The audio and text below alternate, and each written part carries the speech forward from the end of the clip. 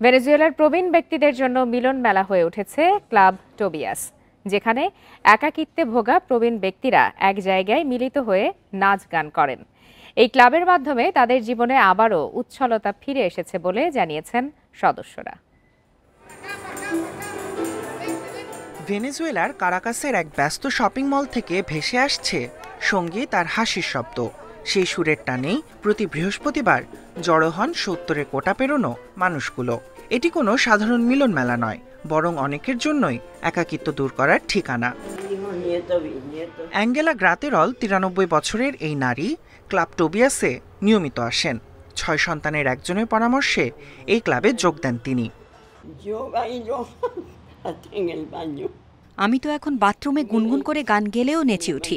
সকালে ঘুম থেকে উঠে রেডিও অন করে গান গাই, নাচ করি। ক্লাব টোবিয়াসকে ধন্যবাদ জীবনে আবারও উচ্ছলতা ফিরিয়ে আনার জন্য। অ্যাঙ্গেলার সঙ্গে প্রায়ই দেখা হয় হুয়ান ফুয়েন্তেসের। ৯০ বছরের অবসরপ্রাপ্ত এই সেনা কর্মকর্তার মেয়েও ইউরোপে থাকেন। বাড়ি থেকে হেঁটে আসেন হুয়ান। পথে নিজের প্রিয় গানগুলো গুনগুন করেন। এমনকি গানগুলো যাতে ভুলে না যান সেজন্য গানের কথা লিখেও রাখেন তিনি। হোসে রাফায়েল কুইন্তানাকে সাথে নিয়ে ৩.৫ বছর আগে ক্লাব টোবিয়াস চালু করেন ৭৭ বছরের জান্দ্রা পেদ্রাজার। উদ্দেশ্য প্রবীণদের জন্য এমন জায়গা তৈরি করা যেখানে হাসি, গান আর নাচে মেতে উঠবেন তারা। ভেনেজুয়েলায় ক্লাব টোবিয়াসের ১৫টি শাখা রয়েছে। দেশজুড়ে ক্লাবটি জনপ্রিয়তাও পেয়েছে। আমরা চাই এর মাধ্যমে সামাজিক বন্ধন আরও দৃঢ় হোক।